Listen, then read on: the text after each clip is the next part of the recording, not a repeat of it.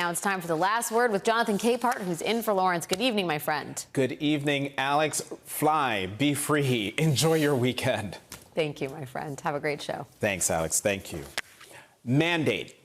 Donald Trump and his allies have been screaming that word to anyone who'll listen since election night. As the final votes are still being counted, Donald Trump's share of the popular vote has slipped below 50%, meaning, once again, more voters voted against Trump than for him. According to the New York Times, that's one of the smallest margins of victory in the popular vote since the 19th century and generated little of the coattails of a true landslide. And of course, in 2016, Trump lost the popular vote by 3 million votes. Today, Trump's transition team tried to tout the MAGA mandate once again by comparing his win to the 1992 election when Bill Clinton carried just 43% of the popular vote and Time magazine ran the headline, Mandate for Change. First, in 1992, the incumbent president, George H.W. Bush, the status quo, got 37% of the vote. That's why the result was a mandate for change. But even with an electoral college victory much larger than Trump's, that mandate wasn't much of a mandate. The New York Times reports Bill Clinton tried to turn his 5.6-point win in 1992 into a mandate to completely overhaul the nation's healthcare system, a project that blew up in his face and cost his party both houses of Congress in the next midterm elections. Now, Donald Trump isn't even in office, and things are already blowing up in his face, with headline after headline about the failed nomination for Matt Gaetz as Attorney General and the limits of Donald Trump's power since it was Republican senators who tanked Gaetz's nomination. Tonight, Donald Trump announced 2 major administration picks. For Treasury Secretary, Trump picked Scott Bessent, a billionaire hedge fund executive. The Washington Post reports that Bessent, who once served as a chief lieutenant for GOP boogeyman George Soros, has emerged over the past year as a trusted advisor who can translate Trump's populist trade instincts in a way palatable to Wall Street and financial markets. Also tonight, Donald Trump selected Project 2025 co-author Russell Vought for Director of the Office of Management and Budget. The New York Times reports Mr. Vaught's role in Project 2025 was to oversee executive orders and other unilateral actions that Mr. Trump could take during his first 6 months in office, with the goal of tearing down and rebuilding executive branch institutions in a way that would enhance presidential power.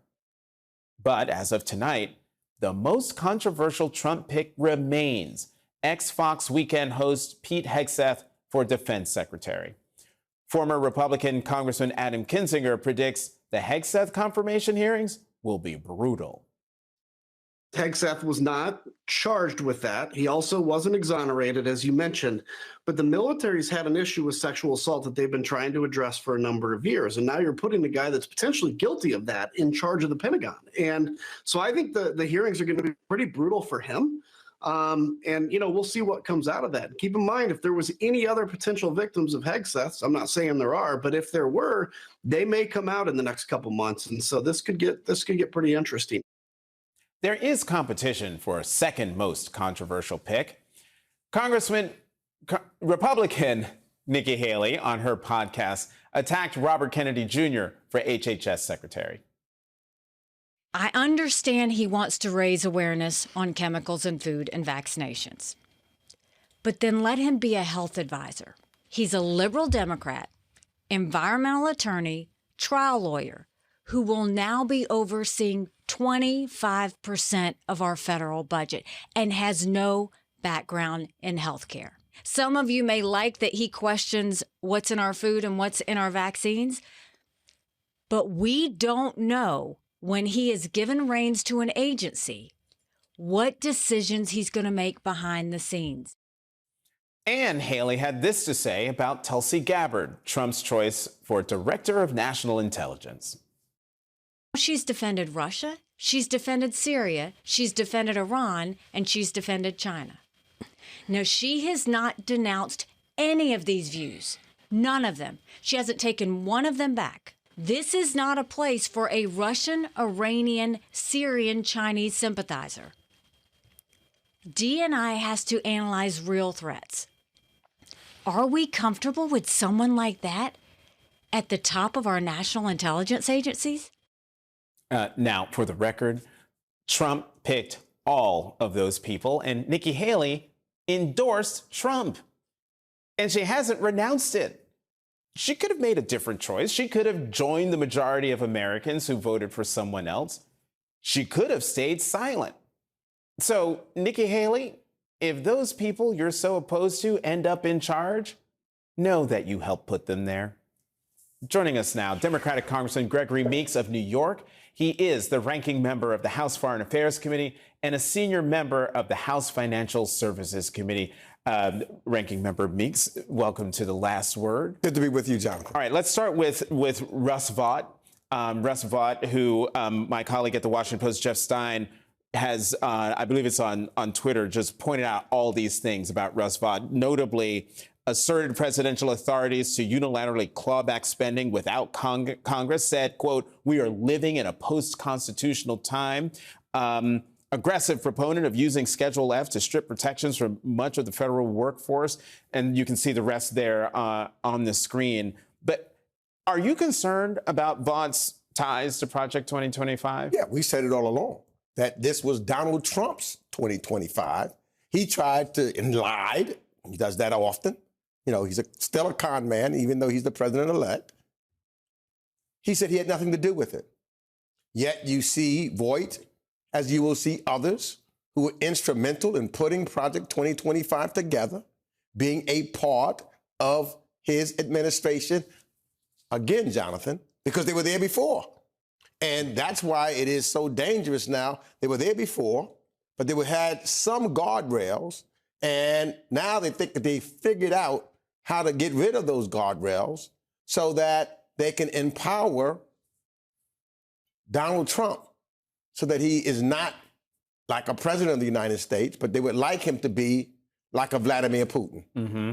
You know, one of the things I didn't read that my Jeff Stein put it there up there, put it back up on the screen, that Russ Vought has crafted plans for Trump to deploy the military to quash civil unrest and seize more control over the Justice Department. Deploying the military to quash civil unrest, that's something that Pete Hegseth, thanks to Jonathan Chait at The Atlantic, having read, all of his books, that's something that the defense secretary pick that Trump has given us, Pete Hegseth, he's down for that too. How concerned are you that people are being put in place who are going to do things that are unconstitutional, but also un-American? Well, that's because those individuals that Donald Trump chooses, he doesn't want those that pledge themselves to the United States of America.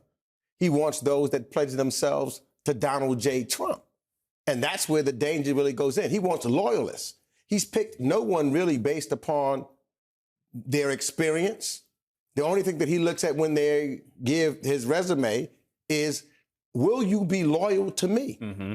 And so you have to question what anybody that he's put in place, because everyone that he's put in place has had a role previously with him. And as he says, I mean, he doesn't hide it. He says the most important thing to him and whoever he picks is loyalty, not to the United States of America, but to Donald Trump. And that's a dangerous situation. Why? Who else looks to want to have people that's loyal? Does Vladimir Putin like people to be loyal to him? You know what happens to them? If they don't go with him, he do go after them. In fact, many of them fall out of windows at times. I was about to say, off balconies and things. Orban, who visited him down in Mar-a-Lago, go check out what's happening there. His best friend who he had a bromance with, Kim Jong-un. What happens in North Korea? These are the people that he's associated himself with, and this is what he admires. I gotta get you on two more things. One, we played the long clip of Nikki Haley talking smack about Tulsi Gabbard. Did Nikki Haley say anything wrong or untrue about Tulsi Gabbard? She said exactly right. That's why I am puzzled. She endorsed Donald Trump. And as you've correctly stated, she helped put him there because she could have taken the position that everyone that was close to Donald Trump that had pledged allegiance to the United States, General Kelly, General Milley, they took umbrage with Donald Trump, the former vice president, his former defense secretary. All of them did not endorse Donald Trump in this last election. Nikki Haley could have done the same thing. So to talk about it now when it's too late seems to me a little bit hypocritical. And let me have you put on your House Financial Services Committee hat. Your thoughts on Scott Bessent being chosen by Trump as his choice for Treasury Secretary? Unfortunately, when you look at this and you compare some of these other places, on paper, he would seem as though he is a more reasonable person. But he would then have to carry out, and will he stand up to Donald Trump when Donald Trump says he's going to put 10% tariffs on all of our allies and everyone else, and almost 70% tariffs on China? And what will that do with reference to inflation and other things? Is he going to carry out that agenda? Or is he going to come to something that is much more reasonable? Because if you talk to any economist, conservative or liberal, they will tell you that what he, has said, Donald Trump, is inflationary. And so what will this guy do? Is he going to just follow? Because Donald has said, if you don't do what I tell you to do, he won't last long. He'll be fired. He'll be gone. Right. One more question for you before I have to let you. What do you think Trump's second term is going to look like for House Democrats? Well, look, we have now more seats than we had last term. We had 212. We have 213 now. We have 3 seats that are yet to be that's yet to be decided. We could be at 215, looking at the numbers right now, which means that the Republicans in the House will only have 1 vote. So they couldn't govern then. They couldn't govern in the 118th Congress. How do you expect them to govern in the 119th Congress? So often in the 118th Congress, the de facto speaker to get anything done was Hakeem Jeffries. So what's going to happen in the 119th Congress? They will not function. It's going to take them to working with us if they want to get anything done. And I think that what I can guarantee you, Jonathan, we will be taking it straight to the American people so that they can look and evaluate what's going on in their lives as a result of the election of Donald J. Trump and the election by keeping the House in the majority of the Republicans. See what I'm doing here? Eating popcorn. Come on. Exactly it. Congressman Gregory Meeks, the great state of New York, thank you very much for coming to the last Good to be word. with you. Coming up, a new in-depth article makes the case they're one clear candidate for Donald Trump's most dangerous cabinet pick. That's next.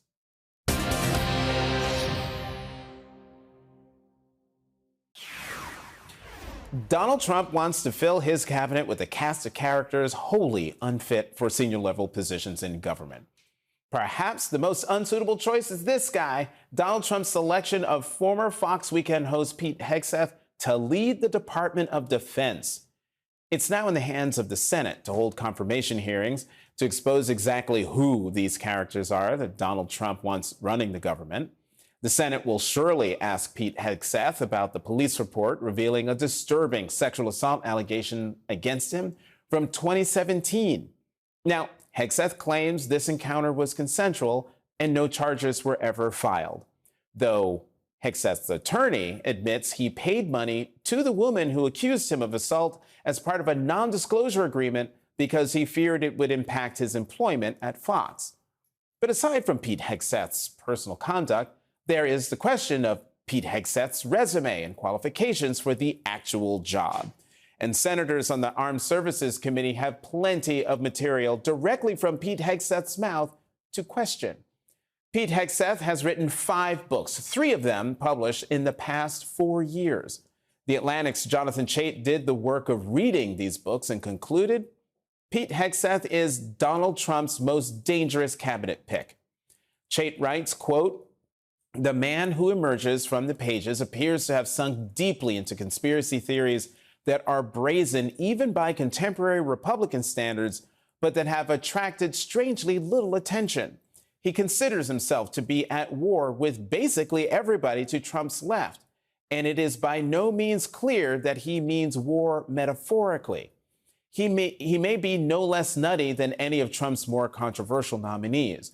And given the power he is likely to hold, command over 2 million American military personnel, he is almost certainly far more dangerous than any of them.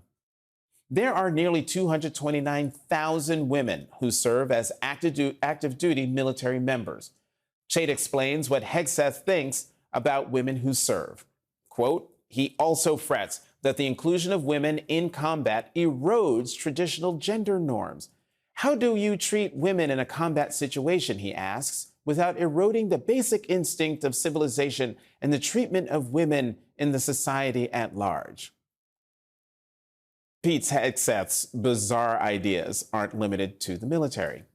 Jonathan Chait writes, quotes, in his 3 most recent books, Hegseth puts forward a wide range of familiarly misguided ideas. Vaccines are poisonous. Climate change is a hoax. They used to warn about global cooling, you know. George Floyd died of a drug overdose and was not murdered. The Holocaust was perpetuated by German socialists. Jonathan Chait ends his assessment of Pete Hegseth's fitness for the cabinet this way. A defense secretary with a tenuous grip on reality, who can't differentiate foreign enemies from domestic political opponents, and who seems to exist in a state of permanent hysteria, is a problem that the United States has never had to survive.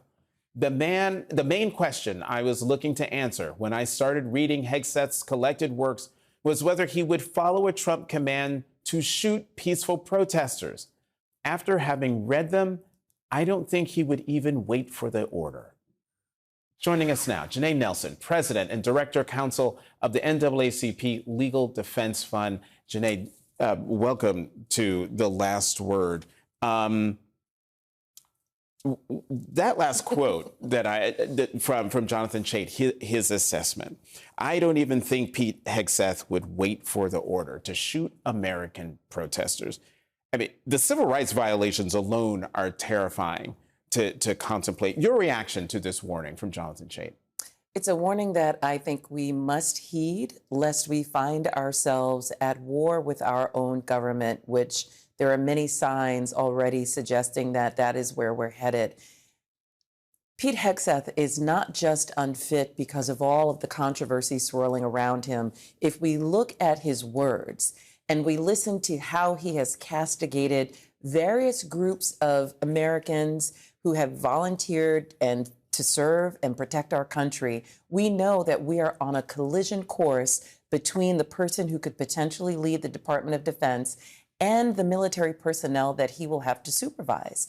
There has to be mutual respect. He does not respect the armed forces of America. In fact, he said that he wanted to leave the armed forces and disavow them.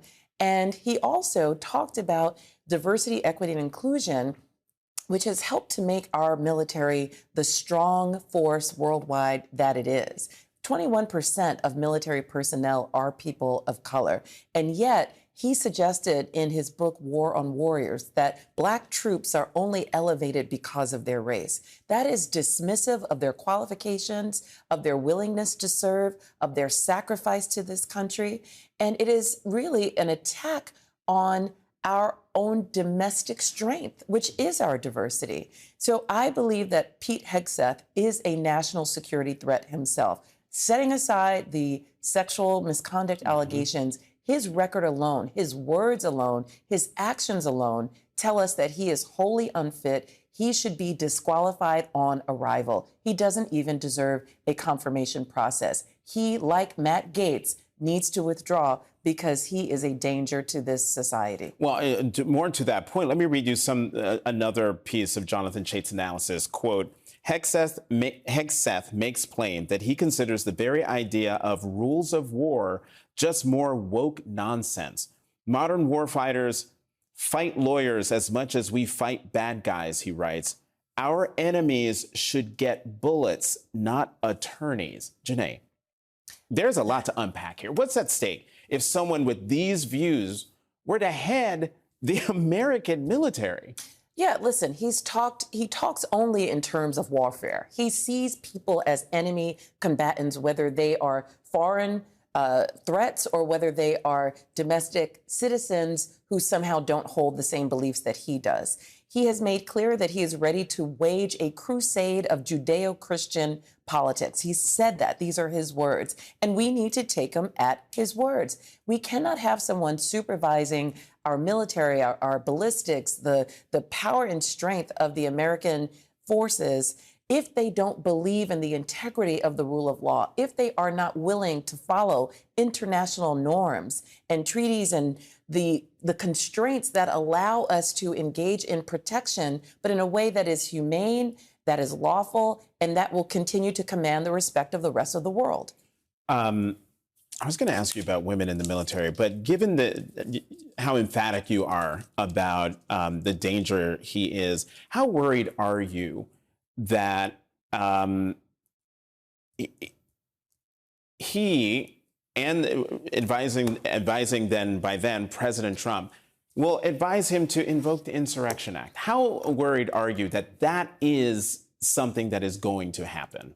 I think it absolutely could happen. There's no question, because we see the language that he uses about certain groups of people. He's used very Islamophobic language. He's used very sexist language, and not just language. He actually espouses sexist beliefs in saying that women are unfit for combat. After women have given their lives, have been successful, high-ranking officials in the military, everything about the fact of our military and our strength contradicts his arcane beliefs about who is suitable for combat. And I think we should assume that any possible law that could be weaponized against the American people is potentially at his disposal to do so. He's also a denier of the January 6th rioters. He suggests that, military personnel and veterans who were engaged in that treasonous act against our country somehow were not engaging in wrongful conduct. And that is someone we want to put in charge of our armed forces and our military. That is an extraordinarily dangerous exercise. It's one that we can't play with. This is not, politics as usual or poking fun at an odd nominee. No, this is actually quite serious. Indeed, it is. Janai Nelson, thank you very much for coming to The Last Word. Thank you, Jonathan. Coming up, Vladimir Putin thinks America electing Donald Trump, a convicted felon, twice impeached and found liable for sexual abuse for a second time, is a sign America is ready to fall like the Soviet Union, according to one Russian news editor. That editor will join me with a warning about Putin's prediction next.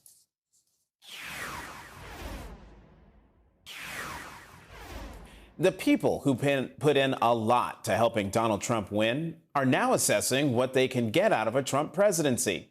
That's true for Elon Musk, and it's true for Vladimir Putin, who has been working to interfere in American politics to benefit Donald Trump since 2016. The New York Times ran a sobering assessment this week by a Russian opposition journalist of how Putin views Donald Trump's second term. The headline is, Putin sees America hurtling to disaster with Trump at the wheel.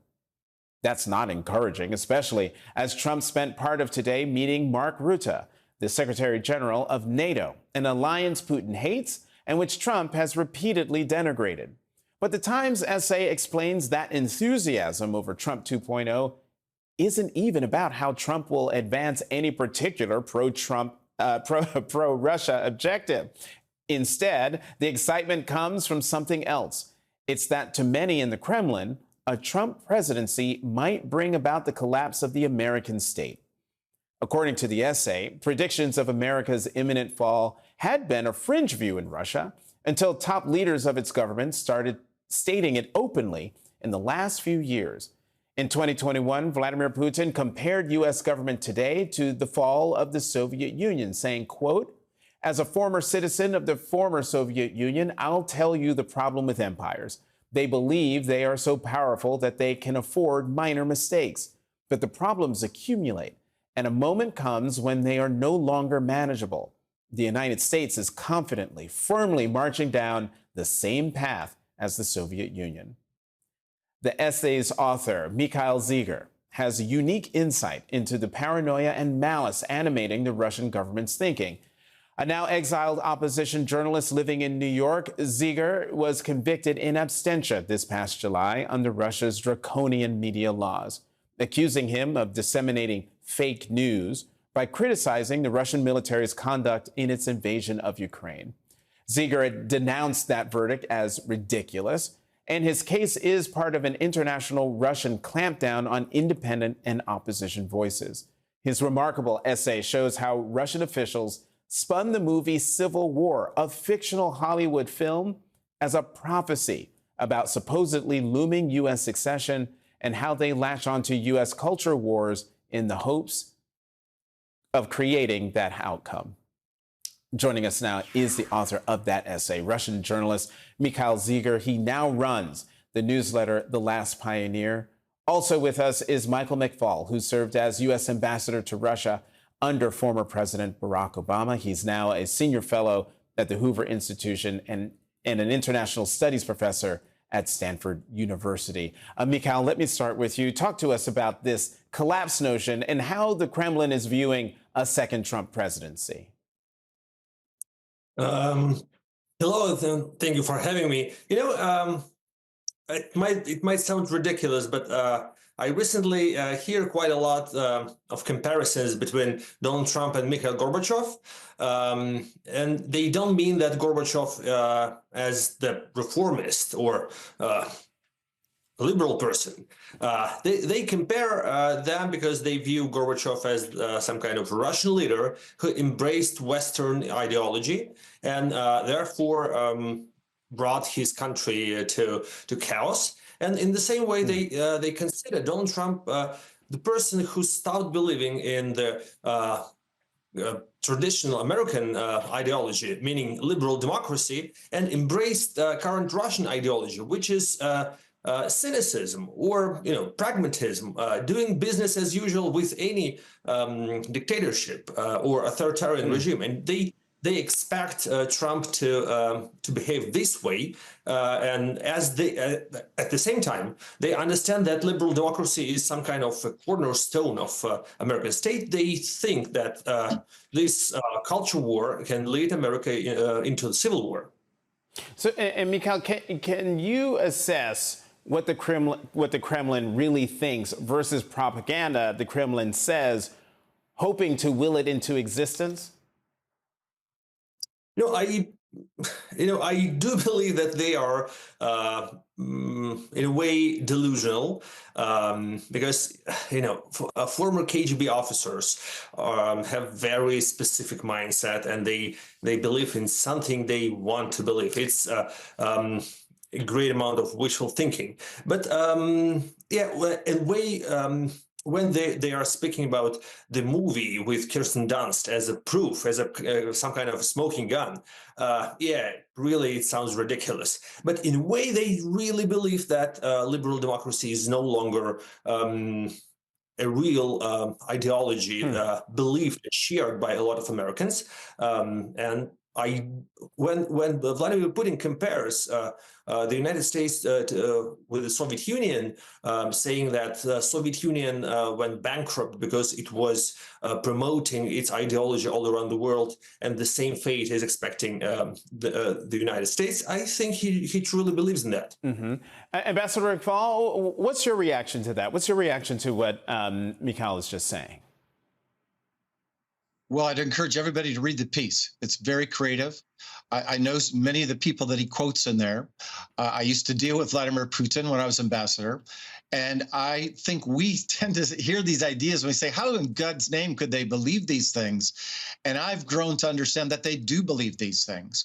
But there is some basis for it, right? This analogy. Remember, Gorbachev came in and he aspired to promote an idea that was promoted in the United States. And the word liberalism, just everybody be clear about this, we're using it in the European sense of it, pro-democracy, pro-human rights. And that was antithetical to a lot of people in Soviet society, Russian society. Mr. Trump is embracing Putinism, illiberalism, denial of rights, nationalist ideas. And that is antithetical to a large segment of American society. And just as you had depolarization especially in the last years of the Gorbachev era. We now have polarization here, and Putin looks at that and says, aha, that was the beginning of the end of the Soviet Union, and perhaps it's the beginning of the end of the United States and their commitment to this liberal idea, both at home and abroad. And Mikhail, what do you hear about action items the Kremlin wants from Trump? So far they want not only Trump, they want certain part of American society to start loving Vladimir Putin, because during the last couple of years they started using agenda which is very far from the Russian population. For example, the Russian parliament last year voted for the law that banned any trans people.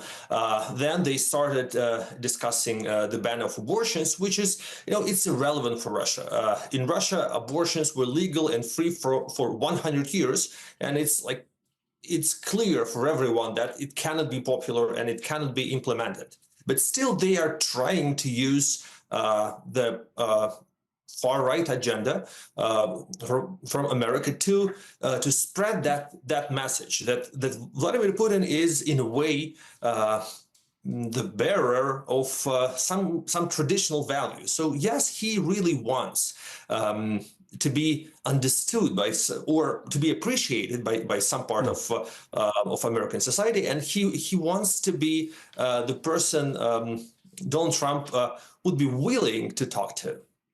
And Ambassador McFaul, do you think the Kremlin has any action items that they're looking for from Donald Trump? Well, I'd say one thing they're really looking for, which is him to cut aid to Ukraine and to give Putin everything he wants. They want Trump to capitulate and call it a great deal. But the second thing actually relates to, Jonathan, what you were talking about before we got on with you. The Trump administration and President Trump says they want to destroy the state. Elon Musk, I'm just paraphrasing, he says this is a moment for revolution. That's Elon Musk's words, not mine. That's exactly what they want. They want to see the destruction of the Pentagon. They want to see us tearing ourselves apart inside the Pentagon and throughout the state. And then we'll be distracted with our battles here at home, and we will not be engaged in the world abroad. And that is a big gift to Vladimir Putin. Ambassador Michael McFaul, Mikhail Zygar, thank you both very much for coming to The Last Word. Sure. And coming up, there were bright spots in the 2024 election, including in Pennsylvania, where Democrats in the state house somehow managed to retain their remarkable one-seat majority. How did they do it, and what's the impact on the future of this key battleground state? I'll ask current and future Speaker of the House in Pennsylvania, Joanna McClinton, next.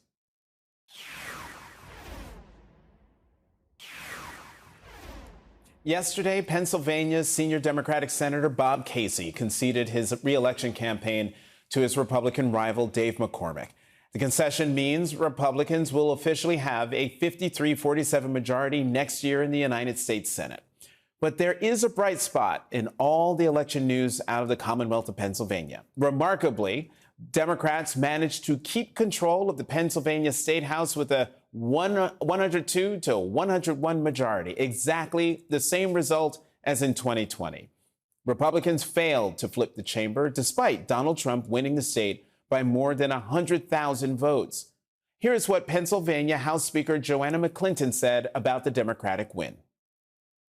Notably, when the Commonwealth of Pennsylvania was read in so many places, people in our respective constituents understood that it was the one-seat majority that stood in the gap to invest a historic amount of money in public education. They understood it was the one-seat majority that delivered tax cuts to our seniors who are struggling to maintain their homes. But we're standing here today, having gone through a brutal and bloody primary and then general election, having kept everybody aboard. Joining us now is Pennsylvania House Speaker Joanna McClinton. She is the first woman ever to serve in that role. Speaker McClinton, first, congratulations on retaining your speakership. You have admitted that this election was brutal, but how did Pennsylvania House Democrats manage to maintain their majority? Thank you so much for the congratulations. We are happy. We're overjoyed. But of course, we're fighting back that national depression wave that Democrats are experiencing right now, because all of us are disappointed with what happened on Tuesday, November the 5th. Notwithstanding what occurred at the top of the ticket and us losing a dear friend, mentor of mine, our long-standing, respected statesman, Senator Casey, our colleagues, we're in the people's house. In 101 districts, they're all different. None of them are the same. Our district offices are open every day. We're serving our neighbors. We're making ways out of no way. And most importantly, we've been able to deliver with only that one seat majority. So the incumbents all came back, and the places where incumbents retired, we have new Democrats representing those districts. And we're just looking forward to having a better 2-year term with our one seat majority. We're breathing a sigh of relief, but we know that there's so much work for us to do. You know, Speaker McClinton, there is this notion that Democrats lost because they leaned too far into identity politics and that a stronger populist economic message was needed. Do you agree with that assessment? Absolutely not. We need to be honest. This nation does not want a woman in charge. That is what we need to agree upon. We need to agree upon the fact that people understood everything our former president stood for, all of the promises he made on that campaign trail about dismantling our democracy, the deadly insurrection that he provoked on the 6th of January in 2021. Nevertheless, all of the things that occurred, they decided they didn't want what will probably be one of the most accomplished women to ever run to be the president, a former prosecutor, both locally and at the state level, a member of the United States Senate, the first woman vice president. That is what we need to acknowledge. This nation decided they didn't want that. How are you going to make sure they hear that? Making sure they're here that is having honest conversations about where we are in a nation with women who aren't even in politics. We need to look at our boardrooms. We need to go to corporate infrastructures. We need to look at nonprofit leadership. And we need to also acknowledge that women who are doing great jobs in public spaces deserve to be promoted according to their worth and their value. And certainly our Madam Vice President Kamala D. Harris worked so hard, and all of us were working very, very hard to turn the page in history in this nation to move us forward. And notwithstanding it not occurring, though, guess what? We are staying in the fight. We're staying in the fight for justice. We're staying in the fight for fairness. And we are going to make sure that our nation prepares itself, because the time will come when we'll have the opportunity to turn the page in history. All right, Speaker McClinton. So since the election, we have spent a lot of time talking about the best way to communicate to voters who don't read the news or even watch television, especially young voters. What are Pennsylvania Democrats doing to communicate with voters in a changing media landscape? Well, we're all on TikTok. I have a Blue Ski account and a Blue Sky. I'm probably not saying it right. Blue I am Sky. an elder millennial. Don't laugh. I'm not as young as I look. Look, I'm older than you. Did you say you're a millennial? Blue Sky account. Listen, I've got an Instagram page. We are all over social media because we recognize everyone's not subscribing to their local paper or national paper to get the news. We are meeting people where they are to let them know what we're doing. Of course, we do traditional emails, newsletters, as some of my neighbors say, I think I got something in the mail with your picture on it. So no matter what form of news people are using, because we know everybody doesn't tune into network news, we're meeting them where they are, including on the Blue Sky. That's right, on the Blue Sky. And if you're a millennial, that means I am your elder. Pennsylvania State House Leader Joanna McClinton, thank you very much, Speaker McClinton. Thank you. Tonight's last word is next. This week, I sat down with former President Bill Clinton for a wide-ranging interview, and I asked him about Donald Trump's cabinet picks. You're a former president. You had to pick a cabinet. Can you believe who Donald Trump is picking to be in a second Trump administration? Yeah. Well, you have to listen to Donald Trump. He's been very forthright about how he views the world. He's interested in people who are loyal to him 100% of the time, no matter what the issue, no matter what the facts, no matter who gets hurt. He wants people who just say yes and then get after it first. Second, he believes that his supporters have no confidence whatever in the federal government. And Lord knows he's done everything he could to destroy that confidence. And he believes he can just say, well, I appointed these people, they're smart, and they're going to shake things up. But I think that in demonizing all establishments and all people who wear a tie like you and me to work and have a good education, we are breaking down the legitimacy of not only people who may be too sanctimonious and too set in their ways in the past, but also people who actually know things that are very important for us today and very important for our continued growth and prosperity and harmony. You can watch the whole interview on the Saturday show tomorrow at 6 p.m. Eastern on MSNBC. It was a truly fascinating conversation, and I hope you'll join us. That is tonight's last word.